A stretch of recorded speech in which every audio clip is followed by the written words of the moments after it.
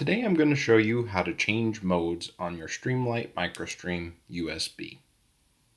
You know how to turn it on and off by clicking the tailcap switch, but you'll need to practice lightly pressing and releasing the tailcap to momentarily turn the light on and off without the click. Clicking the light on and off quickly is not going to reliably change the modes. You need to quickly and momentarily lightly press the tailcap and then press and hold or click the light on.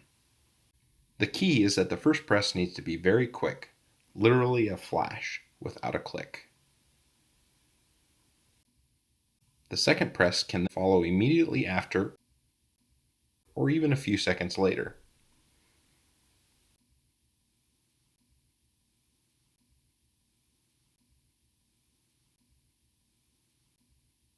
If your Microstream has the ClipSwitch mod, changing modes is even easier.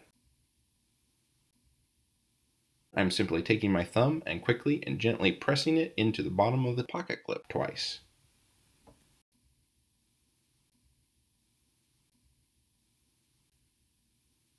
And that's it. If you'd like to find out more about the ClipSwitch mod, please see the other videos in my channel. Thanks for watching.